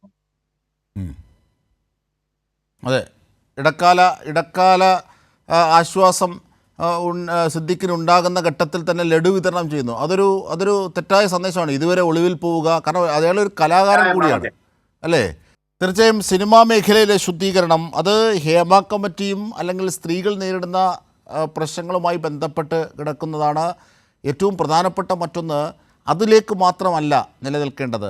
ഈ അടുത്തിടെ പലരും തുറന്നു പറഞ്ഞ സിനിമയുമായി ബന്ധപ്പെട്ട മയക്കുമരുന്ന് ഉപയോഗങ്ങൾ, ഇതുമൊക്കെയായി ബന്ധപ്പെട്ട് കൂടി കാര്യങ്ങൾ, അതിൻ്റെ അന്വേഷണം, അതിൻ്റെ പ്രക്രിയ, അതിൻ്റെ ഇടപെടൽ വ്യാപ്തിയിലേക്ക് പോകേണ്ടതുണ്ട്. കാരണം ഇതൊക്കെ സ്ത്രീ വിരുദ്ധതയ്ക്ക്, സ്ത്രീകൾക്കെതിരായ ചൂഷണങ്ങൾക്ക് നിദാനമാകുന്ന പല എലമെൻറ്റുമാണ് ഈ മയക്കുമരുന്ന് അടക്കമുള്ളവ. അതിലേക്കുള്ള പണം, ഇങ്ങനെയൊക്കെയുള്ള പല ഘടകങ്ങൾ അതിലുണ്ട്. ആ അർത്ഥത്തിലേക്ക് കൂടി കേരള സമൂഹം കൂടുതൽ വിശാലതയോടുകൂടി ഈ കാര്യങ്ങൾ എത്തിക്കേണ്ടതുണ്ട് എന്ന് തന്നെയാണ് തോന്നുന്നത്. ലിബർട്ടി ബഷീറും ശ്രീ രാജേന്ദ്രൻ പന്തളവുമാണ് ഇപ്പോൾ നമുക്ക് ചർച്ചയിലുള്ളത്. ശ്രീ ലിബർട്ടി ബഷീർ, അതായത് ഈ സിനിമയിൽ ഇത്തരം ചൂഷണങ്ങൾക്കൊക്കെ നിദാനമാകുന്ന അല്ലെങ്കിൽ അന്തരീക്ഷം തീർക്കുന്ന ഒന്നാണ് ഈ മയക്കുമരുന്ന് അല്ലെങ്കിൽ അമിത ലഹരി, അതായത് നിരോധിതമായ ലഹരി ഉൽപ്പന്നങ്ങളുടെ ഉപയോഗം, അതിലേക്കെത്തുന്ന സ്വാധീനങ്ങൾ, അതിലേക്കെത്തുന്ന ചില റാക്കറ്റുകൾ, ഇങ്ങനെയൊക്കെയുള്ള സംഭവങ്ങളുണ്ട്. ഇതൊക്കെ ബന്ധപ്പെട്ട് കിടക്കുകയാണ്. അപ്പോൾ ഇത് ഇങ്ങനെ തുടങ്ങുകയാണ്. നേരത്തെ തന്നെ പല വിധത്തിലും മയക്കുമരുന്നുമായി ബന്ധപ്പെട്ടുള്ള പരിശോധനകളൊക്കെ ഉണ്ടായിരുന്നു പല ഘട്ടങ്ങളിലും. ഇങ്ങനെ ഒരു ആരോപണം ഉയർന്നു വന്നപ്പോൾ അത് ഇനി കൂടുതൽ സമഗ്രമായി സിനിമയെ ശുദ്ധീകരിക്കുന്നതിലേക്ക് നീങ്ങും ഇതെന്ന് താങ്കൾ വിശ്വസിക്കുന്നുണ്ടോ? താങ്കൾ പ്രതീക്ഷ പ്രകടിപ്പിക്കുന്നുണ്ടോ? തീർച്ചയായിട്ടും. ഞാൻ നേരത്തെ പറഞ്ഞില്ല, ഗവൺമെന്റ് ആക്റ്റീവായിട്ട് നിന്നാൽ ഇതൊക്കെ നിൽക്കും. പണ്ടൊക്കെ വർഷങ്ങൾക്ക് മുമ്പേ ഈ മയക്കുമരുന്ന് ഉണ്ടായില്ല. അന്ന് എല്ലാ സീറ്റിലും മദ്യം ഉണ്ടാവും. അത് ഇന്നും മദ്യം സാധാരണ ഏത് മലയാള സിനിമ രാത്രി സിനിമയെല്ലാം കഴിഞ്ഞ് ഷൂട്ടിങ് കഴിഞ്ഞ് കഴിഞ്ഞാൽ അവര് മദ്യപിക്കാറുണ്ട്. അത് മദ്യപിക്കുന്ന നാട് നിരോധിച്ച ലഹരിയല്ല. നിരോധിച്ച ലഹരിയല്ല. ഇന്ത്യത്തിൽ ഇപ്പൊ ഈ അടുത്ത കാലത്താണ് 5-10 വർഷമായിട്ടാണ് ഈ നിരോധിച്ച ഈ മയക്കുമരുന്ന് കാര്യങ്ങൾ എന്തൊക്കെ ലോകത്ത് കിട്ടുന്നു അതെല്ലാം ഈ സിനിമ സെറ്റിൽ കിട്ടുന്നുണ്ട്. എന്തൊക്കെ ലോകത്തിറങ്ങുന്ന എല്ലാ സാധനങ്ങളും കിട്ടുന്നുണ്ട്. ആ ഉപയോഗം വന്നതിന് ശേഷമാണ് ഈ ഇങ്ങനത്തെ ആക്രമണങ്ങളിലേക്ക് നീങ്ങുന്നത്. അത് സത്യം തന്നെ. അതിനെല്ലാം കഴിഞ്ഞാൽ ഇൻഡസ്ട്രി ഗവൺമെന്റിന്റെ കയ്യിൽ, നേരത്തെ ഞാൻ റിപ്പീറ്റേഷനായിട്ട് പറയുന്നത്, ഗവൺമെന്റിന് ഒരു സ്വാധീനം ഒന്നും ചെയ്യാൻ പറ്റുന്നില്ല. അതിന്റെ ഏറ്റവും ഉദാഹരണം ഞാൻ പറയാം. കൈരളി തിയേറ്ററിൽ 6 മാസത്തോളം സിനിമ കൊടുക്കാതെ നിന്ന് 6 മാസത്തോളം സിനിമ തിയേറ്റർ പൂട്ടിയിട്ട് വന്നു. മുഖ്യമന്ത്രി വരെ വിളിച്ചു പോയിട്ട് സിനിമ കൊടുത്തില്ല അവർ. അപ്പൊ അത്രയും സ്വാധീനമുണ്ട് ഇവിടുത്തെ ഈ സിനിമാ ലോകത്തിന്. സിനിമത്തിന്റെ പ്രൊഡ്യൂസേഴ്സിനും ഡിസ്ട്രിബ്യൂട്ടേഴ്സിനും അമ്മ എന്നുള്ള സംഘടനക്കെല്ലാം മലയാള ഇൻഡസ്ട്രിക്കുള്ള സ്വാധീനം അതിനെ മറികടക്കാൻ വേണ്ടി ഗവൺമെന്റിന് സാധിക്കുന്നില്ല. അല്ലെങ്കിൽ ഒരിക്കലും ഒരു മുഖ്യമന്ത്രി വിളിച്ചു പറഞ്ഞിട്ട് കൈരളി തിയേറ്റർ പോലും കേരളത്തിലെ 19, 20, 24 തിയേറ്ററുകളിൽ മാസങ്ങളോളം അടഞ്ഞു കിടന്നത്. ഞാൻ ഏറ്റവും ചെറിയ ഉദാഹരണം മാത്രം പറയുന്നതാണ്. അടഞ്ഞു കിടന്നത്. ഇപ്പം അവരിപ്പം പിടിച്ചെടുത്ത് പോകും. കാരണം പല ആർട്ടിസ്റ്റുകളും കേസിലുണ്ട്. എത്ര വലിയ നടന്നായാലും ഈ പാർട്ടി പരിപാടിക്കോ അല്ലെങ്കിൽ ഉദ്ഘാടനത്തിനോ നേതാക്കന്മാർ വിളിച്ചു കഴിഞ്ഞാൽ അപ്പൊ ഓടി എത്തോടെ അവർക്ക് ഇപ്പം. കാരണം ഇപ്പം ഗവൺമെന്റ് ആവശ്യം അവർക്കുണ്ട് മുമ്പിൽ. ആ ആവശ്യമില്ലാത്ത കാലത്താണ് ഈ സംഭവങ്ങൾ നടന്നത്. മുഖ്യമന്ത്രി വിളിച്ചു പറഞ്ഞിട്ട് തിയേറ്റർ പടം കൊടുത്തിട്ട് അതിന്റെ ഗൗരവം കൊണ്ട് മനസ്സിലാക്കിയൊക്കെ. പ്രൈവറ്റ് എന്റെ തിയേറ്റർ ബ്ലോക്ക് ചെയ്തിട്ട് 6 മാസം ഞാൻ പൂട്ടിക്കിടന്നേ. അന്നും മുഖ്യമന്ത്രി റെക്കമെൻഡ് ചെയ്തിട്ടും മുഖ്യമന്ത്രി പറഞ്ഞിട്ടും പണ്ട് തന്നിട്ടില്ല. അത് സാധാരണപ്പെട്ട ഞാൻ അനുഭവിക്കാൻ തയ്യാറാണ്. ഇതേ കൈരളി തിയേറ്റർ പൂട്ടിക്കിടക്കാൻ, പണം കിട്ടാതെ പൂട്ടിക്കിടക്കുക എന്ന് പറഞ്ഞാൽ അതിന്റെ ഗൗരവങ്ങൾ മനസ്സിലാക്കിയൊക്കെ മുഖ്യമന്ത്രി വിളിച്ചത് AK ബാലന്റെ സമയത്താണ്. അന്ന് AK ബാലൻ അന്ന് സിനിമാ മന്ത്രി AK ബാലനാണ്. എല്ലാവരും പറഞ്ഞു നടന്നില്ല. അന്ന് കോടിയേരി ജീവിച്ചിരിക്കുന്ന സമയത്താണ് നടന്നില്ല. ആരും മെയിൻ ചെയ്യില്ല. അങ്ങോട്ട് പുല്ലുവരെ കൽപ്പിച്ച് വാക്കിൽ, ഗവൺമെന്റ് വാക്കിൽ. അതിനെ ഇപ്പൊ അനുഭവിക്കുന്നത്. തിരിച്ചടി കിട്ടുന്ന സമയത്ത് ഗവൺമെന്റ് നമുക്ക് ഈ സിദ്ദിഖിന്റെ വിഷയങ്ങളിലേക്ക് കൂടുതലായി എത്താം. കാരണം സിദ്ദിഖ് ഒരു പക്ഷേ കീഴടങ്ങിയേക്കുമോ എന്നുള്ള സൂചനകൾ. കാരണം SIT തന്നെ ആദ്യ ദിവസങ്ങളിൽ സിദ്ദിഖ് കീഴടങ്ങിയേക്കും എന്നതിൻ്റെ ചില സൂചനകൾ SITക്ക് ലഭിച്ചിരുന്നു. പക്ഷേ അത് പിന്നീട് മറിയുന്നു. ഒരു പക്ഷേ സിദ്ദിഖിന് ലഭിച്ച അദ്ദേഹത്തിൻ്റെ അഭിഭാഷകൻ്റെ നിയമോപദേശമോ എന്തോ ആയിരിക്കാം. പക്ഷേ പിന്നീട് അത് മറിയുന്നു. പക്ഷേ അങ്ങനെയാണ് ഇപ്പോൾ ഒരു താൽക്കാലിക ആശ്വാസം സിദ്ദിഖിന് കിട്ടുന്നത്. 2 ആഴ്ചത്തേക്ക് അറസ്റ്റ് ചെയ്യരുതെന്ന്. ഈ ഒരു ഘട്ടത്തിൽ സിദ്ദിഖ് ഇവിടേക്ക് എത്തുമോ എന്നുള്ള കാര്യം കൂടി നമ്മോടൊപ്പം ഉണ്ട്. ഇപ്പോൾ അതിജീവത നമ്മോടൊപ്പം. തീർച്ചയായും വിനു കിരിയത്ത് കൂടി ഇപ്പോൾ ഈ ഘട്ടത്തിൽ ചേരുകയാണ്. വിനു കിരിയത്ത്, ഏറ്റവും വേദന ഉണ്ടാക്കുന്ന ഒരു കാഴ്ച എന്ന് പറയുന്നത് ഒരു നിയമ പോരാട്ടമാണ്, അല്ലെങ്കിൽ നിയമപരമായ നീക്കമാണ്. സിദ്ദിഖ് ഒളിവിലാണ്. കലാകാരനായ സിദ്ദിഖ് ആ അർത്ഥത്തിൽ സമൂഹത്തെ വെല്ലുവിളിച്ചത്. ഈ ഘട്ടത്തിലാണ് സുപ്രീം കോടതി 2 ആഴ്ചത്തേക്ക് അറസ്റ്റ് തടയുന്നത്. അപ്പോൾ ഈ മധുരം വിതരണം ചെയ്യുന്നത് ശരിയാണോ ശ്രീ വിനു കിരിയത്ത്? നോക്കൂ, മധുരം വിതരണം ചെയ്തത് ഞങ്ങളാരുമല്ല. നോക്കൂ, ഇതൊരു വല്ലാത്തൊരു മേഖലയാണ്. ഒരുപാട് ഫാൻസും ഒക്കെ സിദ്ദിഖിനും ഉണ്ട്. അവര് മധുരം വിതരണം ചെയ്ത് അതൊന്നും അല്ലല്ലോ. മധുരം കഴിക്കാനായിട്ട് അധികം സമയമൊന്നും വേണ്ട. നമുക്ക് 2 ആഴ്ച വെയിറ്റ് ചെയ്യാമെന്ന്. 2 ആഴ്ച വെയിറ്റ് ചെയ്തിട്ട് താൽക്കാലിക ഒരു ആശ്വാസം സിദ്ദിഖിന് കൊടുത്തിരിക്കുകയാണ്. മുന്നോട്ട് പോട്ടെ. ഏതൊരു പൗരനും അവകാശമാണ് മേൽക്കോടതിയിൽ പോകാനും ജാമ്യം നേടാനും ഒക്കെ. അപ്പൊ നമ്മളിത് ഞാൻ ചോദിക്കട്ടെ, ഈ ചാനലുകൾ മുഴുവൻ ഈ പറയുന്ന ഇങ്ങനെ പറയുമ്പോ അതിനകത്തോളം സത്യമുണ്ടെന്ന് അല്ല, സത്യവും അസത്യവും അതിലെ ഹിറ്റും ബിറ്റും നമ്മൾ പിന്നീട് കോടതി കണ്ടെത്തേണ്ടതാണ്. അത് നമ്മൾ വിചാരണ നടത്തേണ്ടതല്ല. മാധ്യമ ട്രയൽ ആ അർത്ഥത്തിൽ നിരോധിച്ചതാണ്. അങ്ങനെ പാടില്ല. അതിന് സമാനമായ പല കോടതി വിധികളും ഉണ്ട്. കാരണം അപ്പോൾ അതുകൊണ്ട് നമ്മൾ അതിലേക്ക് പോവുകയല്ല. പക്ഷേ ഈ ഘട്ടത്തിൻ്റെ ചില പ്രശ്നങ്ങളുണ്ട്, ഇപ്പോൾ എത്തി നിൽക്കുന്ന ചില പ്രശ്നങ്ങളുണ്ട്. എന്തുകൊണ്ടാണ് സിദ്ദിഖിനെതിരെ അങ്ങനെ ഒരു നടപടി ഉണ്ടാകുന്ന ഘട്ടത്തിൽ ഒളിവിലേക്ക് പോകുന്നത്?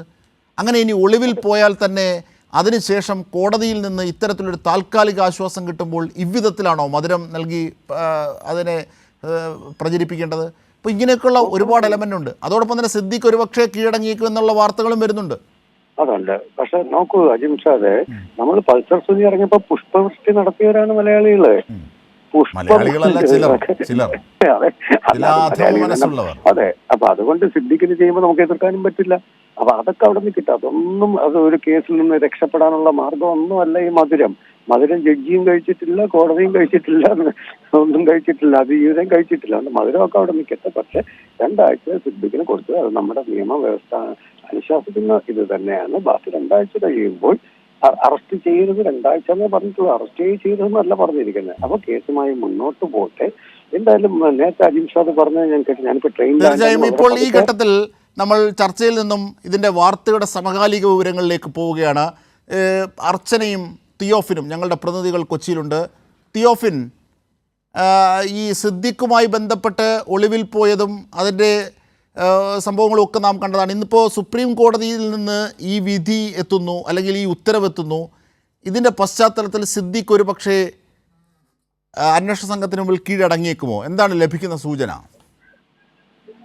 അജിംഷാദ്, അത്തരം ചില സൂചനകൾ പുറത്തു വരുന്നുണ്ട്. എന്തായാലും കാരണം ആവശ്യമെങ്കിൽ സിദ്ദിഖിന് വേണമെങ്കിൽ അന്വേഷണ സംഘത്തിന് മുന്നിൽ കീഴടങ്ങാവുന്ന ഒരു സാഹചര്യം നിലവിലുണ്ട്. അതിന് കാരണം 2 ആഴ്ചത്തേക്ക് അറസ്റ്റ് തടഞ്ഞിരിക്കുന്ന സാഹചര്യത്തിൽ ഇനി അന്വേഷണ സംഘത്തിന് മുന്നിൽ ഹാജരായി ചോദ്യം ചെയ്യലും വീടെത്തും എല്ലാം കഴിഞ്ഞാലും അറസ്റ്റ് ചെയ്യുമെന്ന്, അല്ലെങ്കിൽ അറസ്റ്റിലായി ജയിലിലേക്ക് പോകേണ്ടി വരുമെന്ന് ഭയക്കേണ്ടതില്ല.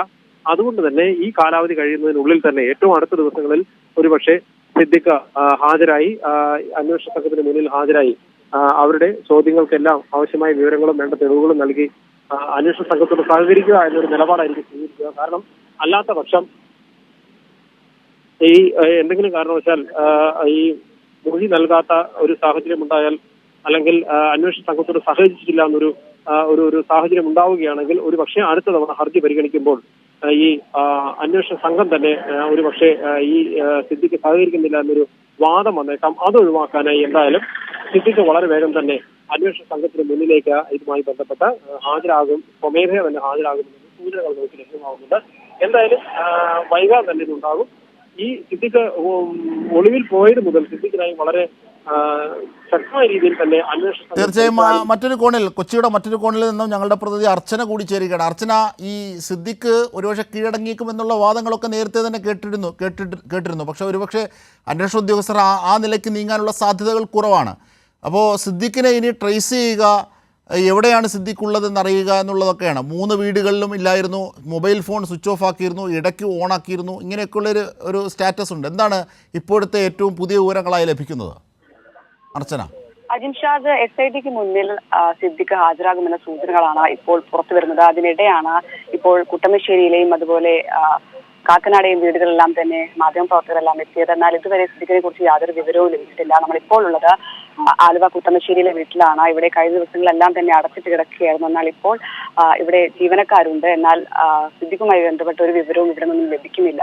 മാത്രമല്ല കുടുംബങ്ങളൊന്നും തന്നെ ഇവിടെ ഇല്ലെന്നാണ് അറിയിക്കുന്നത്. എന്നാൽ അല്പസമയം മുമ്പ് ഒരു കാറ് വീട്ടിലേക്ക് കയറിപ്പോയിട്ടുണ്ട്. അതിൽ മകളുണ്ടെന്ന സൂചനയിൽ ലഭിക്കുന്നുണ്ട്. എന്തായാലും സിദ്ദിഖ് കൊച്ചിയിൽ തന്നെ ഉണ്ടെന്ന വിവരങ്ങളാണ് ഇതുവരെ നമുക്ക് ലഭിച്ചിരിക്കുന്നത്. എന്നാൽ സിദ്ദിഖ് എപ്പോൾ എവിടെ അന്വേഷണ സംഘത്തിന് മുന്നിൽ ഹാജരാകുമെന്ന ചോദ്യമാണ് ഇപ്പോഴും ബാക്കിയാകുന്നത്.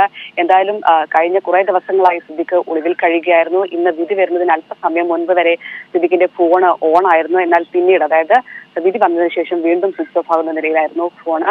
എന്തായാലും സിദ്ദിഖ് ഇപ്പോൾ എവിടെയാണെന്ന ചോദ്യം ബാക്കിയാവുകയാണ്. അതിനിടെയാണ് ഇത്തരത്തിൽ അന്വേഷണ സംഘത്തിന് മുന്നിൽ സിദ്ദിഖ് ഹാജരാകുമെന്ന് പറയുന്നത്. അതേസമയം തിരുവനന്തപുരത്തെ ഒരു SIT സംഘം നേരത്തെ തന്നെ കൊച്ചിയിലെത്തിയിരുന്നു. അതുകൊണ്ട് തന്നെ കൊച്ചിയിലാണോ SITക്ക് മുന്നിൽ ഹാജരാകുക അല്ലെങ്കിൽ തിരുവനന്തപുരത്തേക്ക് സിദ്ദിഖ് പോകുമെന്നടക്കമുള്ള ചോദ്യങ്ങളാണ് ഇപ്പോൾ ബാക്കിയാകുന്നത്.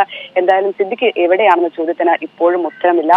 നമ്മൾ ഇപ്പോൾ കുട്ടമശ്ശേരിയിലെ വീട്ടിലുണ്ട്. എന്നാൽ സിദ്ദിഖിനെ കുറിച്ച് യാതൊരു വിവരവും ഈ വീട്ടിൽ നിന്ന് ലഭിക്കുന്നില്ല. ഇവിടെ 2 ജീവനക്കാർ മാത്രമാണുള്ളത്. അതുപോലെ തന്നെയാണ് കാക്കനാട് വീട്ടിലും. എന്തായാലും സിദ്ദിഖ് എവിടെയെന്ന ചോദ്യം ബാക്കിയാകുമ്പോഴാണ് ഇപ്പോൾ അന്വേഷണ സംഘത്തിന് മുന്നിൽ ഉടൻ ഹാജരാകുമെന്ന വാർത്തകൾ പുറത്തുവരുന്നത്.